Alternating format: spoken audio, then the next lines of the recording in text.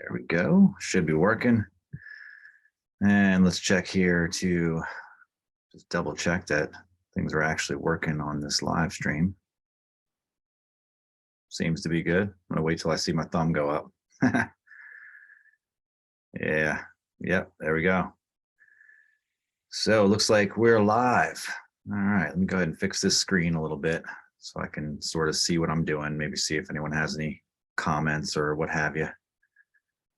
While I'm doing this, and why am I doing this? What am I even doing?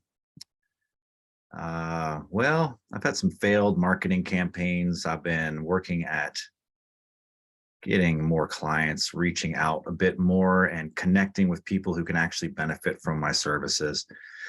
I know I'm actually very good at what I do. I've had a lot of success stories. I work with some clients who continuously hire me, pay me thousands of dollars. But, you know, I also have a lot of downtime, and I know it's just because not enough people are aware of what I can actually do and help them with. And I've tried hiring marketers and other people to help me kind of get the message out, and sort of have been disappointed by the results that I've gotten. And, you know, I'm not going to blame them. I'm not blaming anyone. I'm just saying I'm dissatisfied. So I'm going to try something else. And also in the past recent few months, I've been establishing sort of a new connection with my honesty, with my truth, I guess you could say. And so this is going to be an experiment, a series of experiments, if you will, at allowing me to elucidate and express my truth to a whole different level. So probably going to offend some people, probably going to piss some people off. I'm totally prepared for all of that. Excited for what that might bring. Not a big deal anymore, because once you really start to live your truth and speak in the most honest way, none of that shit really matters, because you realize anyone you piss off or like lose as friends or, you know, followers or what have you, like it doesn't really matter. Like they were never really there for you anyway. I've got a lot to share about that. So matter of fact, let's see, where do I want to start today? Oh man, where do I want to start today? You know, let's just start by going way, way back. I'll tell you a little bit about my history, because when I was about 5 years old, my older brother was 3 years older than me, and he broke the news to me that, you know, your dad, our dad, he's not really our dad. Yeah, he's not our dad. That news was quite a shock to me, because, you know, I had known him as my dad ever since I was about, I don't know, 2.5 years old. Since my earliest memories, he was there, pretty much. So to hear that I had been lied to and betrayed by the people who were supposed to be, you know, taking care of me, it kind of fucked me up. It you know, it broke all of my trust in authority figures and adults. And it was at that time, I didn't realize this until much later in hindsight and a lot of reflection, that I started to realize that, you know, that was about the time when I started stealing shit, when I started lighting fires, you know, when I started getting into all kinds of trouble, like all the time. And when I was a kid, I couldn't figure this out. I didn't know what the hell was wrong with me. All I knew was like, I just kept getting into trouble. Every summer I would be in trouble. I would be grounded for weeks and months. My parents were berating me. They would be like fucking giving me the goddamn inquisition in the kitchen at like 3 a.m. because they found out I had done something, like when I stole some kid's bike in the neighborhood and then painted it so that nobody would know. And then one of my neighbors told on me because there was a ransom for the bike. So my friend's sister, I think she is the one who snitched on me, and you know, I got caught for that. And my parents just, I don't know, when it was 3 o'clock in the morning as far as I was concerned, because it was the middle of freaking night, and they got me up and just sat me down on the kitchen table and just started berating me. Why did you do this? What possessed you to do this? And like, I had no idea. And then the more I just tried to figure out and give them the answer that they wanted to hear, the more they were yelling at me, the more they became incensed. And like, the more I just became like, oh, like screwed up about it. I didn't know what to do, but the only thing I could do was be silent, because I realized that no answer that I was going to give them was going to be satisfying. Nothing that I was going to say was going to satisfy their demands for an answer. And so eventually it just occurred to me that the only control that I had in this situation was to remain silent. Then they could scream at me, they could yell at me, they could beat me, they could threaten me, but they couldn't force me to talk. That was the one power that I had. And so I exercised that power. Now, unfortunately, later on in life, that led to a lot of problems because I developed this inability to express myself. I began to be perpetually like, searching for the right words. And see, right then and there, like I would have sat there for 5 minutes to try to figure out the exact way to say searching for the right words. You see, the whole conversation would have just gotten stifled, and it would have basically lost all interest in the listeners. They would have gotten frustrated and be like, what is wrong with this dude? He's got me on the edge of my seat, and then he just goes silent. What is the matter? And so, but anyways, that was the problem I was dealing with. I would get stuck. I would get stuck with my words, and I wouldn't know how to break free of it. And so it was, yeah, it was a real problem. I couldn't speak the way that I'm speaking now. This was a skill that I've learned to develop. And like, you know, it's come as a result of, you know, a lot of inner work, a lot of, you know, just speaking and saying the wrong things sometimes, just not knowing how to say things, but just saying it anyway. And it's just, it's been a journey, you know, things like this, putting myself in a public forum, speaking to a live camera is a whole different ball game than speaking to, you know, just a recording. Speaking about something you're recording, you know, if you don't like that take, you can just delete it and you can try again, you know. But this is being recorded live. So I'm going to post this on my YouTube channel afterwards. And so you guys who are watching this on YouTube now know that this was a live Facebook recording. I had to say this shit in the moment without thinking about it, without rehearsing it. I don't have any notes behind me. There's nothing going on. You know, it's just me sitting here in front of the camera talking, not even really sure about what I was going to say initially. And I've sort of gotten away from what I started, but that's okay. I'll bring it back. I'm going to bring it back. So yeah, so I started getting in trouble. Didn't really know why. You know, it was, you know, my parents were very religious. And so we were brought up in church also. And then that was another whole group of people, of adults, you know, of authority figures that I just decided they don't have any fucking idea what they're talking about. They're all liars. They all lie. You know, which I think it was around the same time my brother told me, oh yeah, guess what else? You know what? Santa Claus, he's not real. It's mom and dad. That's who Santa Claus is. And like, and dad, yeah, he's not our dad. And who is our dad? I don't know. I have no idea. And so, yeah, this was kind of screwed me up a little bit as a kid, you know, and I resented my biological father as well. I resented my parents, but I didn't even know him to blame. Him. It was just like, you know, it's just some mysterious guy that I can sort of hate. Like, why did he leave me? What the hell's wrong with me? Of course, you know, my parents gave me some explanations, but of course, I didn't really necessarily believe what they were saying either, because it was all lies to me at that point. So anyways, came up in church, and, you know, eventually around the age of 10 or 11, it's funny because I became an altar boy. Now you would think, why would he become an altar boy? He doesn't believe in any of this stuff. Well, I'll tell you why. Because altar boys had certain benefits. See, I went to a Catholic school, and if you were an altar boy, I noticed when I was, you know, I wasn't stupid. I paid attention. I was a smart kid. I looked, even though I was a troubled kid and I was really dumb and that I did stupid shit without thinking all of the time, I was also actually very smart.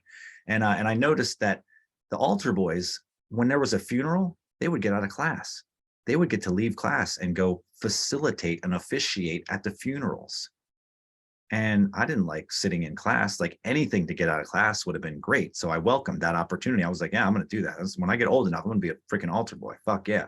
Also, they had access to certain things like incense. Like, I thought that was cool. You know, you could light this incense. It smells really interesting. You know, it's different. Well, they had, you know, they could get to that stuff. They had the keys to those things. And then most important of all, the church wine. Yes, you see, the church wine, they could get access to that stuff. And believe me, once I became an altar boy, I got access to all of those things. Yeah, that's right. I went in and I stole that stuff. I took it home and I got drunk on church wine, and I would light incense in my home, all sorts of stuff. Yeah, it was a good time. It's a great time. Glad I had that experience. But I certainly wasn't there to learn about Jesus or the Bible or anything like God. None of that kind of thing. To me, it was all BS, nonsense. So, you know, coming to you now as, you know, kind of known as someone who is spiritual, you know, you can kind of get a sense of that if you look at my name. It's probably like something going on there. Or if you've seen any of my other videos, you know, I'd probably talk about spiritual things like, but that was a long, long time coming. I had to go down a deep, dark path for many, many years before I came to a spiritual awakening. That occurred to me, when I was about 27 and a half ish, right around the Saturn return time. If you guys are familiar with astrology, which I don't really put a whole lot of stake in, but there is something to it. Yeah, around that time, I found myself in a jail cell down in Florida. And it was not the first time I had been in jail.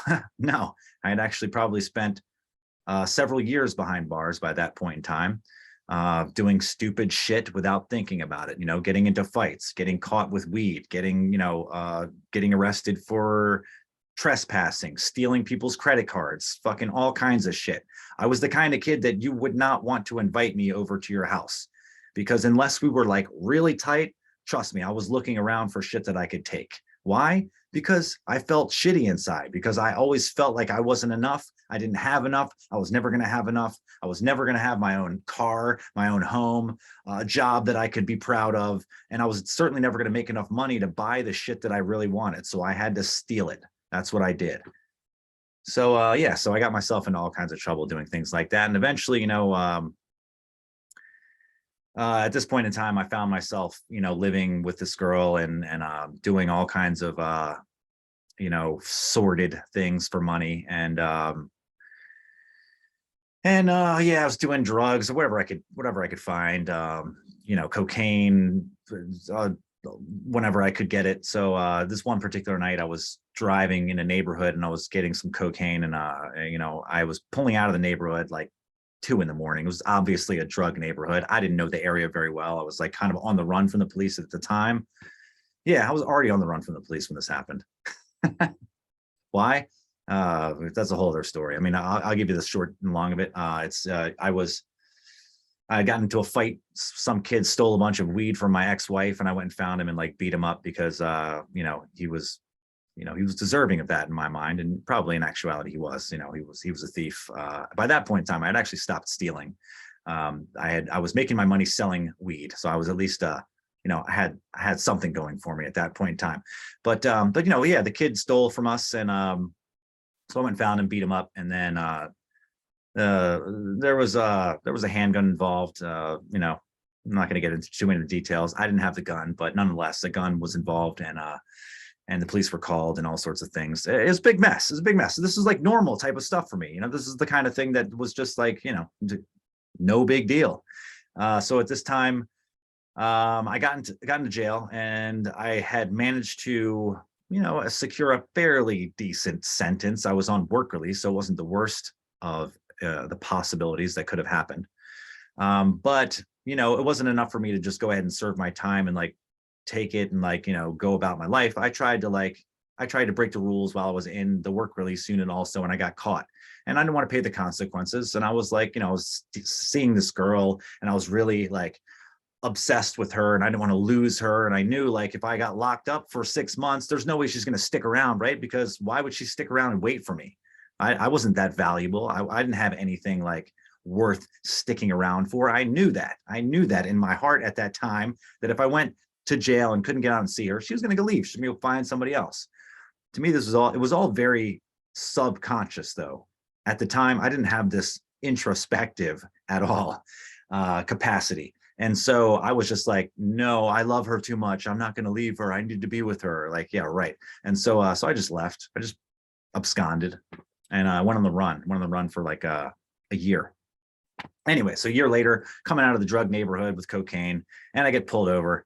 And sure enough, I give them the fake ID, I give them the fake name or whatever, all that kind of stuff. And they just must have known, I was probably nervous as hell. And I had the smell of lies on me. The police were able to tell that. So they didn't believe it. They took me into custody and eventually ran my fingerprints and all that. And it came back that I had these warrants and I had escaped. So anyways, that ended that run.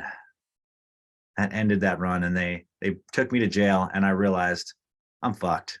Like, I'm stuck here. I'm not going anywhere for a while. Like, they're not going to give me another chance. They're not giving me a chance to get out of here. I'm going to be here for a while. And slowly but surely, it just got worse and worse. It was like everything that I had acquired, that I had amassed, there was a lot of things that I had loved by then, however they came to me, my possessions, my DJ gear, my turntables, my records, my dog, my car, my girlfriend, my place, all this kind of stuff, all the cash that I had amassed, you know, whatever it was, all of my shit, it was gone. Yeah, the girl was gone too. Of course she was gone. And let's see. And then, you know, I got this news that I was, you know, my health was in trouble. Like you know, I was going to be dying of some, you know, deadly disease that they had diagnosed me with and all this kind of thing. And, you know, so it was pretty bleak. It was not looking good for the kid. And, I had started to, like, you know, seek again. I was like, you know, there's got to be a better way. Yeah, I'm in here. I may as well start trying to find the way out, you know, so at least I won't come back. And, you know, but as I did this, things just got worse and worse and worse. Like the news kept getting worse. The girl left, you know, the doctors told me, you know, you're in bad shape, my friend, and all this kind of thing. And it eventually, I just found myself in my jail cell, like on my knees. And, you know, most people when they're in jail and they're crying out to God, they're like, just, you know, get me out of here. I promise, like, I'll never do it again. But I knew, like, that game was up. I wasn't getting out. You know, I had already been to court.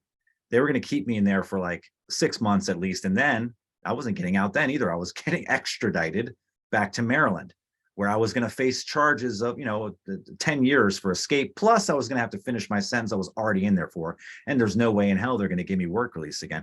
So I'm looking at being locked up for the next years, like 5-10 years or something is what I'm looking at. Yeah, that hit me. And so I knew I wasn't going anywhere. I didn't have anybody that loved me, it seemed, except for my family. Thank God they were there for me. They supported me even after all the shit that I went through. Yeah, they would write to me. You know, my dad wrote to me, like my stepdad. I'm a biological father. I didn't know him. But yeah, they supported me at least. But they were still pissed. You know, they weren't like happy. They weren't proud of me by any means. But they didn't abandon me. So I did have that. I'm very blessed in that respect. But yeah, so I found myself on the floor, on my knees, and I was just crying out to God, like whatever that is. I don't even know, because I've given up all ideas that I know anything at this point, and I'm just like, God, all I want is the truth. Just please, God, give me the truth. That's all I want. I can't ask you to get me out of here. I can't ask for, you know, some miracle to like change what I've done. I know I'm going to have to face what I've done. But like, if there's one thing that you can give me, it's like the truth. Please just tell me what is the truth. Because I figured, like, if I know what the truth is, then like that will help me. Like that will help me like not make these same mistakes. That will help give me some insight into what it means to be alive. Like, what is the purpose of being here? What is the reason why I'm here? Why do I keep fucking this up? Why am I like always running from things? Why can I never keep it together? And you know, most importantly, like, who am I? Who are you? And so I made that prayer, and I know that that prayer is what saved me.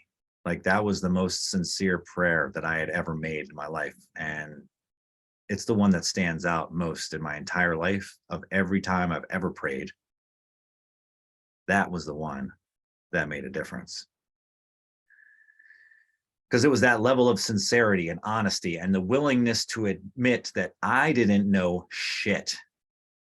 And probably everything that I thought and believed was wrong.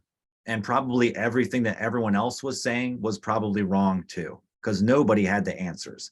Everyone was in conflict. But I laid all my presumptions down, all my assumptions. I laid them down. I said, I don't know anything. You have to show me. You have to show me what's true. And that was a turning point in my life. That's one of the reasons why I say that that time that I spent in prison was the best time of my life. It was, I don't say it was the best time of my life. That's not true. It was the greatest gift that I received. It's the greatest gift. It was a shitty time. It's horrible times, tough, it's rough, lonely, sad, boring, scary, all these things. But I needed that.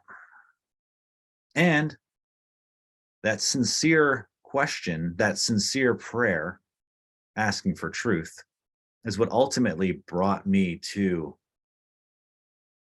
a path, an ancient path, and a guru, a saint, spiritual teacher, whatever you want to call him. I know guru is a loaded word these days. You don't like the word, I don't care. You don't even probably know what it means. It means the remover of truth. Sorry, the remover of ignorance. I just fucked it up. Yeah, it means the remover of ignorance. So that's what that word means. So one who removes ignorance is a guru. And so I met one and he began to teach me. And I dedicated my life to his teachings because I found not just solace in them, not just peace, but I found that they were transforming me, like from the inside, like things were changing. I started to feel things that I'd never felt before. I started to experience a level of awareness that I had never encountered before. I recognized for the first time in my life that it was right in the middle of a conversation that I was having with someone. Right in the middle of this conversation, I realized, holy shit, I'm not listening. I'm not listening to what this person is saying. Not really. I'm really hearing my own thoughts. I mean, I'm listening enough to like make them think that I'm listening, and like I can tape record and play back what they just said so that I can say something that seems like I'm listening. But for the most part, like I'm not really listening. The thoughts in my head are so fucking loud that I can't even hear what people are saying to me. That was a recognition that I had, a realization. And it came only because I started to meditate. I started to introspect. And because I had the guidance of someone who was actually capable of helping me.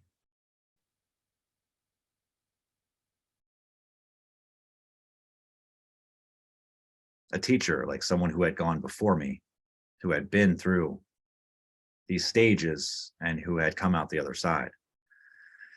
So yeah, so that time in prison was transformational. It was one of the greatest points of life transformation that I've ever been through. And a lot of people, when they come out of jail, they kind of like, you know, they get religion or whatever in jail, and they get out, you know, they might keep it for a little while, but then eventually they kind of go back to their old ways, or, you know, this and that, or they just, you know, maybe they don't go back to their old ways, but they're not like, you know, they lose their connection. They're not like on that same path. They're not like spiritual with that same intensity because the cost isn't so great. And that wasn't me. Like I was in it to win it from that point on. I had changed. I had changed like I've seen very, very few people change in this life. And I've heard people say many times that like, oh, people don't really change. They don't really change. For the most part, that's true. We make this tiny, tiny little bit of progress. It's a slow glacial path. And for the most part, people don't change. A lot of times they get worse and worse and worse, and they change that way until they, you know, they get to be in their 30s, 40s, 50s, 60s, and it's just a degradation of the human spirit. They become disenchanted. They become jaded. They become a caricature of themselves. But I actually changed. It was like stepping into a new incarnation. It was like becoming an entirely new person. It was. I did. I became a new person. I stopped the bullshit. I stopped lying. I stopped living as if there isn't a God, as if I'm not responsible, as if I can blame people and situations and my parents and society and the culture, as if I can blame everything and anyone but myself for my circumstances. I stopped that bullshit.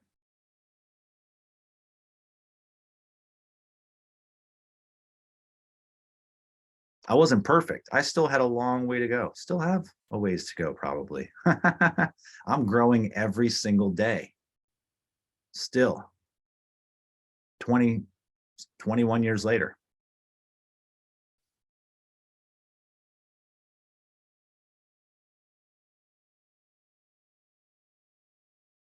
But I had made a massive course correction. And there was definitely no going back ever.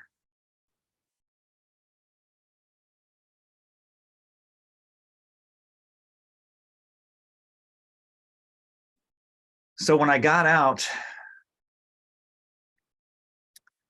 I didn't really have any direction, but I knew I had to do something different, be someone different. I knew there was no going back. I knew I was going to have to try to find my way, find some sort of a career. I don't know. I had no idea what I was going to do.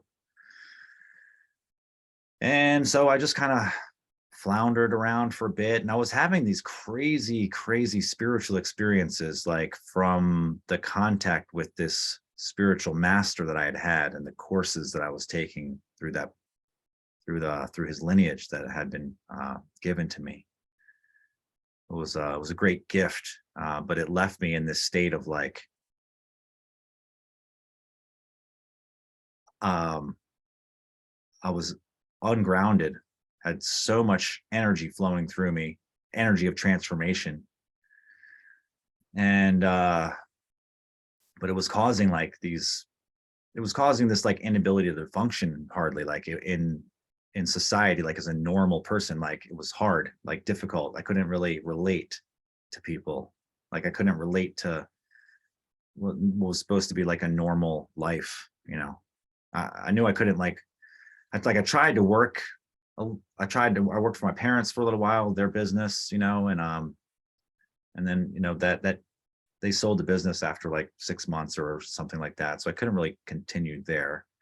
But even still, even when I was working there, I was just like, I'm trying my best, but like, I'm not really cut out for this. Like, I don't know. I'm doing my best, but I'm not going to be really successful at this. I know it's like not my thing. And so eventually I moved in with my brother, and luckily, you know, he was gracious enough to really take care of me. My younger brother by 10 years, and he's taking care of me, like looking after me, like he's my older brother, you know, like I'm some kid, some lost kid. And you know, he supported me for like a year. I was so lucky to have him in my life. And so I eventually I found some spiritual practices that were, you know, different from what I was doing. Some healing work, you know, different type of energy work and healing work. And I found this process called Sedona method, which is like a simple way of releasing emotions, you know. And so since I had never really been in touch with my emotions, like I didn't start feeling my emotions until I was in prison. It was like it just had just started.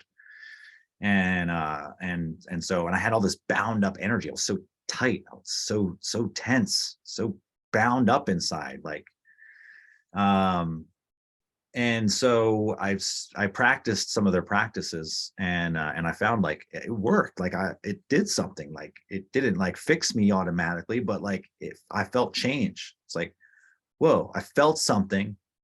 I felt like just so blocked. And I tried the process, and I was like, okay, like a layer left me. Like I feel a little bit lighter. Holy shit, that did something. It did something. And so like I became kind of obsessed with this process. I would do it all day, hours and hours and hours and hours and hours and hours. I would do it in the car. I would do it at home. I would just sit alone in the park, and I would just ask myself these questions, the self-inquiry. Could you let this go? Would you let it go? When? Over and over and over again. And like it would start to make changes, you know. It was like little by little by little, started peeling away layers upon layers of this seemingly never ending onion. But like every so often I would feel like relief. Okay. And if you've ever felt freedom or relief, like there's no mistaking it.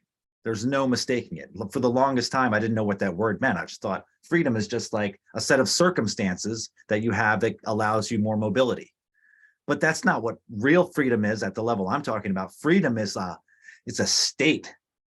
It's an experience. It's not a set of circumstances or laws that give you freedom of mobility. It's a feeling inside that is unmistakable. When you experience it, you know, holy shit, I'm free, or at least I'm freer than I was.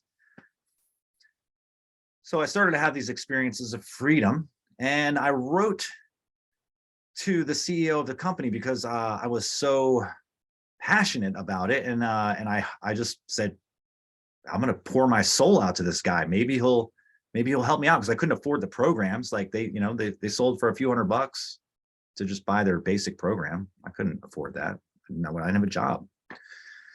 And I was like playing music in bars and stuff, and so I'd make, I don't know, I'd make like $100 or something every week or two doing that, and then they pay for some alcohol. But like that's not enough to do anything. Like I would just try to pitch in for some food at the house, and like, that's about it. So anyways, I wrote to the guy, I told him my story.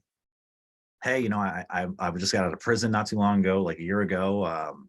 I made a massive change, had a spiritual awakening.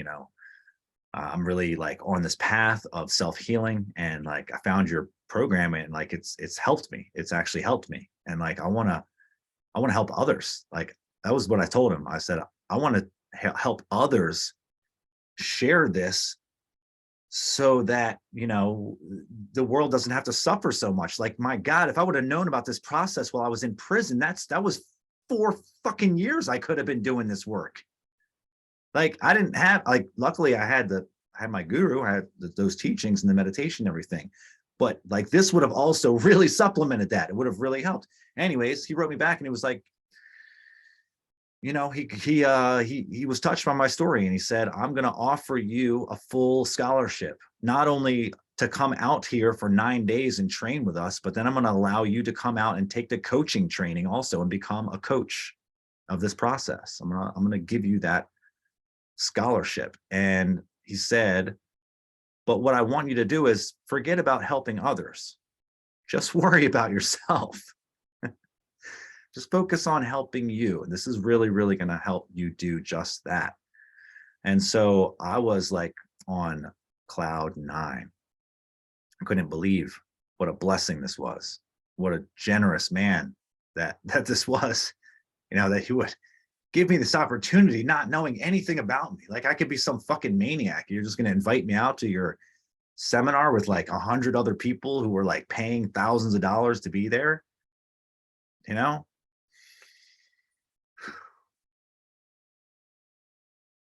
I'm so thankful. So thankful. That definitely changed my life. That changed my life, because when I got out there and I started working with the process, and I started working with them in person, and it was an advanced retreat, so they were teaching me a lot more than just those basic questions. They were going really, really deep with it. And I had some powerful feelings of letting go. And I also was understood. I was understood for the first time, like what I was experiencing in my spiritual transformation, like this process that had begun from in contacting that master, and the transmission that he gave me. It started a process in me, and like I didn't understand it. I didn't know what was going on. Like it was fucking crazy, the things that were happening inside me. And he understood. He was like, it's okay. It doesn't happen to most people. Like it's very, very rare, but it's okay. Just keep doing the work. You'll get through this. So I did. Kept doing the work. And I completed the program, and I started practicing with other people. Anyone who I could practice with, I would try to help them. And of course, I was still working on myself, letting go of attachments, letting go of aversions. Letting go of emotions, stuck stuff. I was still all bound up inside. It was like the more I let go, the more I could feel. The more I could feel, there was so much more in there. But I just had to keep going. It seemed like a never-ending process. At certain times, it was like frustrating, because like, damn, I've been doing this stuff now, and I'm doing it, and like years had gone by. And I'm still doing it. I still have these emotions that come up that are so difficult, and I still feel so bound up inside and stuck. And so, yeah, but I made some changes, and I got into a relationship. And man, at this point in time, part of me thought I had come so far, I'd made so much progress, like I must be nearly enlightened by now, like I got to be getting there. And then, and then I met this girl, and whew, holy shit, that relationship showed me that I still had so far to go, because being in contact with her brought out the worst in me. It brought out all the shit that was still in there that I hadn't let go, that I was still deluded by, confused by, lying to myself about, not aware of, you know. And of course, I could blame her for being upset and all this kind of thing, and then she would blame me for being upset, and it was a mess. Dramatic relationship, the most dramatic relationship I've ever been in. But man, it taught me so much. And I have a beautiful daughter from that relationship that I love more than the world.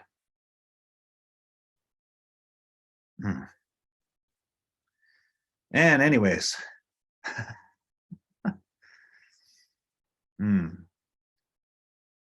so yeah, so I went back to school because I thought, if I want to do this healing work, like I got to get a degree, because nobody's going to take me seriously. I'm an ex-con, right? So I got this coaching certificate from Sedona Method, but like that doesn't mean anything. So I went back to school. I found a counseling program, and I went to college and finished that degree. And I graduated with high honors. I did really well. Smart kid. I applied myself. And I got through towards the end of the program. I got to start taking my practicums, which is like where I had to go out to the real world and actually start doing this work in, like, in the settings, I worked at a halfway house, and I worked at an outpatient drug treatment center. And that's when I really started to first understand and recognize that I did not want to do that. I did not want to be a counselor. It was awful. Like, I liked talking to people and helping people, and I was really good at that. I was getting better and better at it, developing my skill. But the system was horrible. The people who ran those places were, well, I can't say the guys in the halfway house, they were good guys. They were all like on the AA tip, like the 12-step program. Nothing wrong with it if it helps people, but it really wasn't. I didn't really resonate with it a lot. I thought that what I was learning in these other methods were more empowering. They didn't force people to say, you're an addict, you're always going to be an addict, and like you can never change that. And like that to me seemed very disempowering. Just right off the bat, that was disempowering to me. But also, it definitely helped some people. So some people it works great for. So I'm not knocking it. Just didn't seem right to me. But then the drug treatment center, that was awful, man. The woman who ran that place, she was such a money grubbing bitch. She would try to catch everyone. That was like what she wanted me to do. Like, oh, don't you make sure you piss him. You get his urine. I think he's been drinking this and that. And like, I'm like, man, this guy is a fucking vet. He's 60 years old. He's a vet. Like, he's working. He's trying to take care of his family. He's like, he got screwed over because he already completed this program once, and then he got called back to Afghanistan and had to go fight in the war before he got a chance to turn his paperwork back in. Now he came back from the war, and they tell him he's got to complete this shit again. And you want me to try to catch him? Like, no, I'm not going to do that shit. That's horrible. How could you? Oh man, what? How could you be like that? But that's all she cared about, was catching people. So crazy. And I was like, this is not for me. Hell no. I'm not going to do this. I cannot do this in good conscience. I straight up told the guy, look, man, I'm going to forget to take your urine this week. You make sure that when you come back in a couple days, you haven't drank. All right. Make sure. Because I'm pretty sure he had drank. But I was not going to be the one to fucking ruin this man's life because he made a mistake, because he was having trouble being sober. Like, he was not a bad guy. He was a vet. He fought for our country. Oh my God. So anyway, so I knew that that is not for me. Hell no. So I got out of the field and I was just like, I just went to college. I got $50,000 in debt and student loans, and now I suddenly realized that I don't want to do this. I have no interest in doing this. Like, yes, I want to help people, but not this way, not like this. So then again, I'm just like kind of floundering a little bit. It's like kind of stuck. And oh, hey, somebody commented. Jude, what's up, Jude? Let me pull this over, see if I can read what your comment is. Definitely get past my bullshit. Oh, thanks, brother. Thank you. Doing my best. I am doing my best. I can say that with absolute integrity, 100%. I am doing my best. That feels good. That feels fucking really good to say. I'm going to sit with that for a moment. I have definitely not always been able to say that.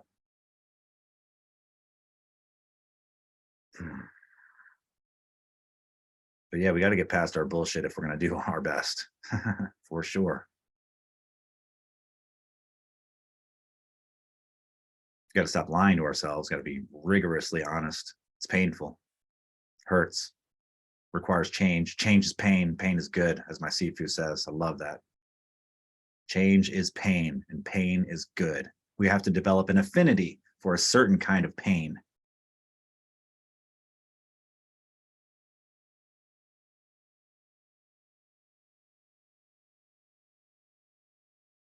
Of course, when I'm teaching QiGong and Tai Chi, it's like, it's not the kind of Tai Chi that you see old people doing in parks. No offense, like what they're doing is great. It's great exercise. They should do it. But it's not just flowy movements and like meditative, whatever. Like, it hurts. It's hard. It's the hardest thing I've ever done physically. Painful. But we have to understand there's a difference between pain and injury. And we got to take ourselves to the brink of what we think we can handle and then go past it if we want things to change.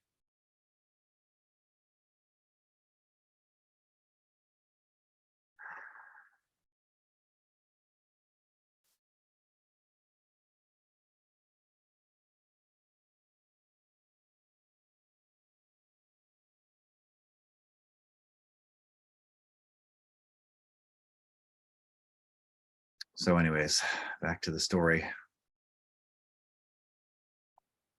Yeah, so I realized didn't want to work in that field. And now I'm kind of like just floundering a bit. Like, did some odd jobs in photography, could make good money for a little while, but then, it's always like seasonal or like, here and there, hit and miss. And so supplementing it with whatever I could do, like, I don't know, deliver pizzas and shit like that, and working a couple of different jobs. By this point in time, my daughter's born. I'm trying to make it work with my girlfriend at the time, but like, we're still having a lot of drama, in that relationship. And man, finally it got to the brink where I realized, I tried taking us to counseling, and man, I love my daughter so much, and being with her, being able to raise her, it was amazing. Those first couple of years, we bonded really, really strongly. And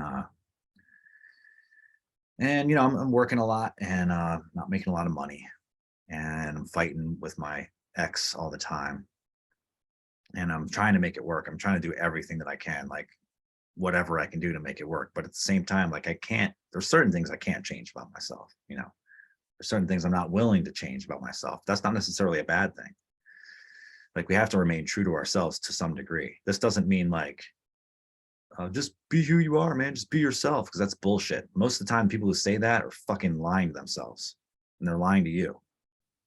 Be yourself? No. What if you suck? What if there's things that need to change? Then you should not be yourself. You should change yourself. You should be someone else. You should figure out what you actually hold to be of high esteem, develop principles, develop values, and then figure out where am I out of alignment with those values, and then realize this is not who I want to be anymore. I need to go about the hard task of changing myself. Or you could just smoke another one, man, and be like, I guess I can just, it'll all be fine. No. But anyways,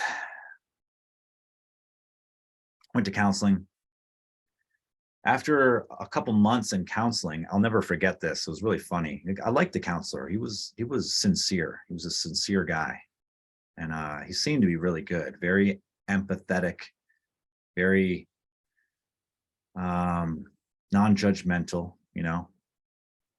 And but we would go there and we would just be like arguing. Like she would start these arguments and I would like have to try to defend myself. And of course, you know how that goes. It never goes anywhere.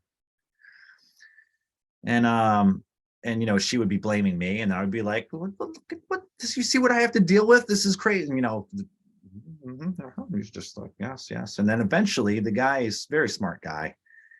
He looks at us and he says something that I never expected him to say. I never expected a counselor to say this ever.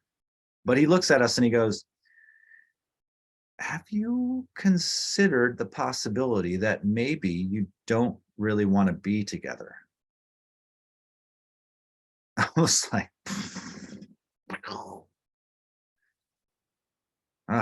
wow.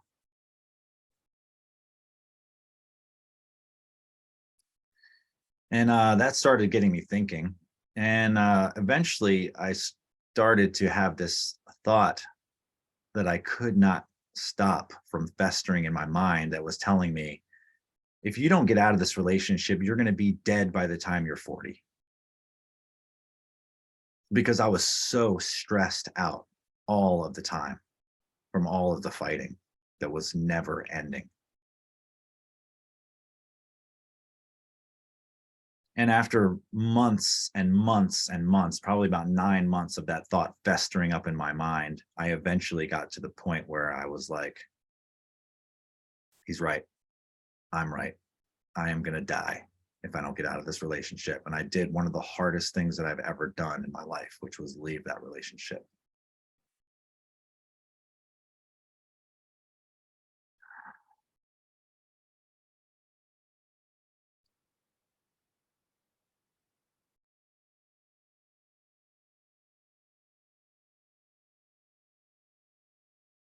So that began the beginning of a new phase of my life. And it was a phase that would take me down all sorts of new roads, and it would take me to new heights of ecstasy and new heights of financial wealth. And I'm not going to get into all of that right now. I'll have to come back to that story because I think this is enough for the time being. But I'm really happy that I got to share this. This video, more than anything, was for me. So I hope somebody benefited from this. I hope the people who are watching enjoyed it. And maybe it was enlightening in some way, but at the very least, you certainly know more about me. You definitely know more about me and my story. And, you know, you see that the image that I have now is not who I was. It's not where I came from. My story is pretty checkered.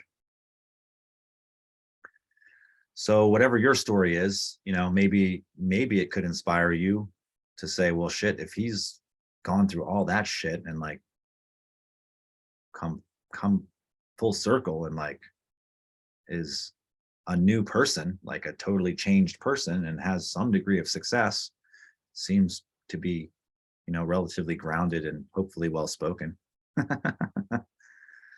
And you know, maybe I can make some changes in my life as well. And of course, if you are interested in finding out how to work with me, I'll put a link below to my schedule and website information, stuff like that. By all means, reach out, and I could talk more to you about what I offer in terms of services. But yeah, I'll pick this up soon. I'm planning on doing these videos more and more, just raw, honest, off the cuff kind of talking and sharing. And they're going to be however they are. I don't know. We'll see, but certainly they're going to help me to continue expressing and sharing my truth and my honesty and my voice as much as possible. And then again, hopefully they'll help someone else too. And yeah, thank you guys for watching. Appreciate you all. Chris, my man Gray Wolf, Jude, and anyone else who tuned in for a bit. Appreciate you. I'm glad you guys are in my life. It's been an honor to know you, and hope to continue to grow together. So until next time, much love, be well, and I'll catch you on the next one.